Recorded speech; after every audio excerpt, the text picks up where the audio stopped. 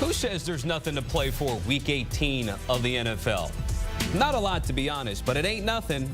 One wild card slot up for grabs headlines the AFC, and the NFC North and the 1 seed headlines the NFC. How important will this Detroit-Minnesota game be? Well, history tells us this. 1v5 since 1978 when the playoffs expanded to 5 teams. The 1 seed, better win percentage, more Super Bowl appearances, and way more Super Bowl titles. The 5 seeds, only 3 to the big game and 2 Lombardis to speak of. So that's what's at stake. Welcome back, folks. Tommy Jordan, Douzable, and Bryant McFadden joining us here to talk a little NFL Week 18. So, Douz, I'm going to start with you here. Yep. We saw Detroit beat Minnesota narrowly, gave them their first loss of the season back in Week 6. What interests you most about Week 18? It's Sam Darnold, and I know me and B and Mac have talked about this ad nauseum, and people were waiting for the other shoe to drop, but the Minnesota Vikings, Tommy, are winning games because of Sam Darnold and not in spite of. And I think a lot of people going into the season were going to say if they had any chance to win any games and go to the playoffs, it was going to be in spite of Sam Darnold. But if the season ended right now, he'd be a top 5 MVP candidate for me. I mean, the way he's been able to play football, and I think an aspect of his game that people aren't talking about enough is his athletic ability, right? The ability to get out of some pressure situations. I don't think Kevin O'Connell has had that at the quarterback position. And he's been deadly accurate over the middle of the field on those deep dig routes. If you're in any type of zone coverage, the way his offensive line has protected up front, he's able to go through 3 progressions and know where to go with the football. We've really seen him elevate his game since he kind of had that lull after the Jacksonville game where he threw 3 interceptions in that game. Since then, he's protected the football really well. Did have an interception last week, but I loved his maturation in Kevin O'Connell's offense. So that's what I want to watch in this game versus the Detroit Lions. Can Sam Darnold power them and elevate them up enough to beat the Detroit Lions? Yeah, Leger, I'm right there with you. If you go back to the first meeting, 31-29 win for the Detroit Lions. If you look at the flow of that ball game, both offenses had success against the said defenses, right? But what led to the win for the Detroit Lions was a costly mistake by Sam Darnold. Brian Branch came up with a huge interception, potentially in scoring range for the Minnesota Vikings. And when you give the Detroit Lions extra possessions like they did in that first meeting, that offense is too good to slow down. They're going to cash in on those opportunities. So that's the matchup that I'm watching, because even if you go back to watching the Detroit Lions against the San Francisco 49ers, remember in the first half of that ball game, their defense didn't have an answer for Brock Purdy. But when you give them an opportunity to create a turnover, that's where they break loose from you. And that's what we saw for their defense, because they've been dealing with so many injuries on all 3 levels of their defense. The thing about them is that they're very, very opportunistic. And sometimes they will give way, but when they get an opportunity to go get Wilson from the opposing team, which is the football, Wilson still makes the football last time I checked. They're going to do so, and number 16 is going to get on the football field and make you pay for those mishaps. So that is the ideal matchup. We can talk about the running game. We can talk about the wide receivers. We can talk about the defensive line, the defensive pressures.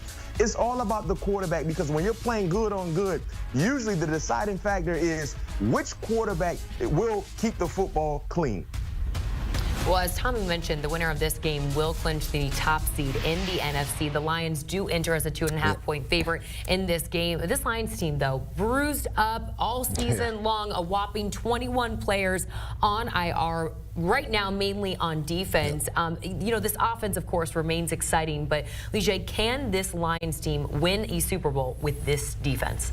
I believe they can, and I have a stat courtesy of my guy, Doug Clawson, who does an amazing job for him. I had a real good conversation with him. And when you look at this Detroit Lions defense, more specifically, Jordan, in the month of December, they're giving up 30-plus points per game in the month of December. No team has won a Super Bowl doing that. But there's a caveat to that. When you look at that offense, and B-Mac just alluded to it, they're averaging 37.5 points per game on offense in the month of December. Let me say that one more time. They're averaging nearly 40 points a game on offense. So, yes, they've been hurt with a lot of injuries. Yes, B-Mac, you talked about it, right? Their defense has been very opportunistic, and that's the thing with this Lions defense. Kirby Joseph was a snub for the Pro Bowl, but don't worry, Kirby, you're most likely going to be an All-Pro. We saw it last week versus San Francisco 49ers, right? They're going to give up a lot of yards. They're going to give up a lot of points, but if they turn you over, I have more faith in the Detroit Lions offense to go toe-to-toe with anybody on the offensive side of the ball. And that's why I think even with this defense, with all the injuries that have occurred on that side of the ball, with them being opportunistic, and we've seen it the last 2 weeks, if they're able to get 1 or 2 turnovers a game, that's another possession for the offensive side. And right now, nobody has proven that they can stop that Detroit Lions offense. Well, for me, you talked about the month of December and some of the woes. Let's look at the teams they played against in December, right? Chicago, Green Bay, Buffalo, San Francisco. One high-level quarterback in Josh Allen.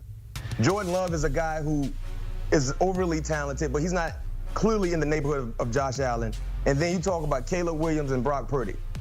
Now, the issue for me in terms of why I believe their defense will halt their chances to win the Super Bowl is because of the backups filling in for big-time starters. At some point in time, their backup skill set is going to surface. And usually those issues surface. They show up in playoff football because they're playing good on good. Let's look at some of the offenses in the National Football League and the NFC potentially that could get into the playoffs, right? When you look at the Philadelphia Eagles, they got a franchise quarterback in Jalen Hurts. And you can say whatever you want to say in terms of criticizing Jalen Hurts. He is a baller. Not to mention 2 wide receiver ones in A.J. Brown and Smitty. And then, of course, you can throw in Saquon Barkley for sake of argument. Look at Baker Mayfield if they get into the offense. Remember, Baker Mayfield did numbers on the Detroit Lions defensively when they were healthy in the month of September. Look at what they have offensively with Baker and Mike Evans and Bucky Irvin. So you have some high-power offenses that will take advantage of some of the miscues that Brock Purdy was not able to take advantage of, that Caleb Williams wasn't able to take advantage of. There lies the concern for me, because you can get through in regular season football, but when you're playing January football, good on good, the mishaps that you can sweep under the rug in regular season, you can't sweep under the rug in playoffs because the rug ain't big enough. B-Mac, I push back on that a little bit, right? Because the Detroit Lions are the only team in the NFL to have 6 40-point games. And you alluded to some of the teams they played in December. I mean, Green Bay is a quality playoff team, right? San Fran, when they're healthy and have weapons, they still can put up points on anybody. And when you look at the totality of this, they're in the hardest division in football.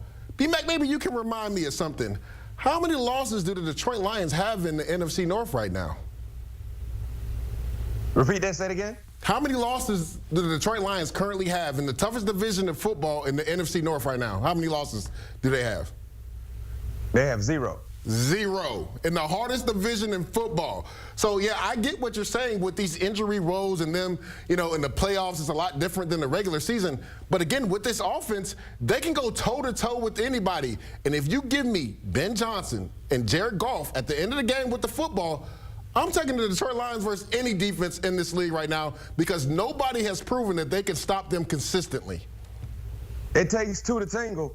You're right. I would take their offense against any defense as well. But you need to have a backup plan just in case because it puts more pressure on who? Jared Goff. It puts more pressure on their offense to go out and say, hey, we got to put up at a bare minimum 30 points per ball game, especially in playoff football when we know playoff football usually comes down to 1 possession. It's a 1-possession game usually in playoff football. So I agree with you in terms of their offense. I believe their offense is one of the top offenses in the National Football League. Heck, the numbers say so. But when you go into that mindset knowing we have to play flawless football, it usually doesn't happen like that in January football. So that is my concern because some of the other teams that we're talking about that we believe will be in the tournament, we all believe more in their defense than the Detroit Lions defense, is primarily by fault because they're healthier. And that's just my biggest concern because you're talking about a guy who's a 3rd stringer, who's been a 4th stringer, a guy who they just caught off the streets. You're telling him, hey, I need you to deliver when the lights get its brightest. Sometimes that could be a tall task to ask for a guy who's not supposed to be out there like that for 4 quarters. And maybe those role players will play better at home, which is to pay off that graphic that if the Lions can secure that 1 seed, the road through to the Super Bowl in the NFC goes through Ford Field. They get to stay indoors. They get to stay at home and let that Jared Goff offense go to work out there on the field. All right. Let's get to one of the teams that we talk a lot about. Boy, nobody wants to play them if they get into the dance, and that is the Cincinnati Bengals. And B-Mac, I'm going to give you first word because Joe Burrow all of a sudden is climbing into this conversation with Josh Allen, Lamar Jackson. He was like 100-1 before the Bronco game, peaked at 20-1, still around 30-1. What do you think about Joe Burrow's MVP chances, B-Mac, if Cincinnati can get in? Well, I'm loving that he's getting traction in the MVP conversation because his play on the football field definitely warrants that. Now, me personally, do I think he will win the MVP or should win the MVP? No. And here's why. Lamar Jackson has been better, in my opinion. Lamar Jackson has been better for the entire length of the season, in my opinion. And then when you look at the two head-to-head matchups between Lamar Jackson and Joe Burrow, Joe Burrow was unbelievable. Unbelievable in both games. But he lost because Lamar Jackson was better. He was better. He's more efficient. He made the timely plays that he needed to make, and he found a way to will his team to victory. Whatever you can say about, well, this happened and that happened. Last time I checked, the quarterback has a significant say-so in who wins and who loses in terms of back-and-forth scoring affairs. And then secondly, for me, in terms of Joe Burrow, like I said, I'm happy that he's getting, some buzz in this conversation. But the history of the game tells us he has no shot in winning the award. And something I think should change at some point in time. Think about this. Only 2 players have won the MVP not making the playoffs. You got to go back to, there you have it, Johnny Unitas, O.J. Simpson, right? Now, when you look at not winning your division, only 10 players have done that in the history of this award. So history tells us you have to, number one, get into the playoffs, and most importantly, you have to win your division. Adrian Peterson was the last MVP to win the award, not winning his division, and that happened in 2012. I, for one, don't like that because I think when you're the best player, whatever team you're a part of, that should mean something in terms of your ability to keep the team afloat, because basically you're doing more than some of the other potential candidates because your team might not be that good. But I think in terms of history, that's against Joe Burrow and because of Lamar Jackson, because I feel like Lamar Jackson has been the best quarterback in the National Football League, in my opinion. And when you look at Joe Burrow and Lamar Jackson, Joe Burrow is right there. But just from the month of September to currently in December, Lamar Jackson has been steady Eddie. Yeah, B-Mac, Joe Burrow has no chance, right? There was so much to decipher on what you said. I liken it to this, right? When you look at the Cincinnati Bengals versus winning teams this year, they have a 1-7 record, and it was 0-7 before they beat the Denver Broncos last week. Now, people will say, well, Joe Burrow doesn't play on the defensive side of the ball. B-Mac, you alluded to it. When you're the quarterback, a lot falls on you, and it's your job to elevate your team if there's some deficiencies there, especially if you want to be in that rare air when you're talking about being a top 2 or top 3 player in the NFL. Let's go back to that Commanders game. Versus a rookie, Jaden Daniels. Jaden Daniels didn't punt one time versus Cincinnati Bengals, right? If you're Joe Burrow, going into that game, you have to realize we have a deficiency on that side of the ball. If you're going to be an MVP candidate, you have to go out there and score on every single possession. Yes, there's more pressure to that, but let's not forget, Jaden Daniels had the same pressure. And B-Mac, he's a rookie quarterback, and he elevated his team. So, yes, Joe Burrow has played out of his mind this year, over 4,500 yards, over 40 passing touchdowns. But when you look at the most valuable player, right, it's that player that can elevate his team when things aren't going right. How many times did we see Josh Allen have to go toe-to-toe with teams and put the team on his back and win games? Lamar Jackson had to do it against the Cincinnati Bengals and other teams multiple times. So that's why I say there's no way Joe Burrow can win this award. Yes, he's been amazing this year, but when you talk about the most valuable, when things aren't going right, can you elevate your team to a win, even when there's deficiencies on one side of the football? All right, we'll see how it all plays out. Joe Burrow and the Bengals with a slim chance at the playoffs. We'll see how that all plays out. Well, a team that's not in playoff contention, the New England Patriots. This team facing so many questions this offseason. A loss this weekend against Buffalo will clinch the #1 overall pick for New England in the upcoming NFL draft. They're obviously going to prioritize the draft with or without head coach Rod Mayo, who we know his job security has kind of been a topic of discussion. Now we're hearing Mike Vrabel's name thrown into this discussion. Where does this Patriots team go from here this offseason? Yeah, to me, and again, I'm not for tanking. As a player that had to lay it on the line, I know what it takes to be out there on the NFL field, but they need to get that #1 pick, Jordan. They already have their quarterback of the future. They need to put some pieces around him so he can have some success. And the best way to do that, B-Mac, is to have a bidding war for that #1 pick, right? There's multiple teams behind them that are going to want to trade up to get that quarterback. So if you want to build sustained success, you need to be able to put the pieces around Drake May. And you do that by securing the #1 seed. Again, I'm not for tanking. Let me go ahead and preface and say that. I'm not for tanking. But if they were to win this game, Jordan, they could fall all the way to the #4 spot. So there's not going to be a lot of teams that are going to be eager to trade up to the #4 spot.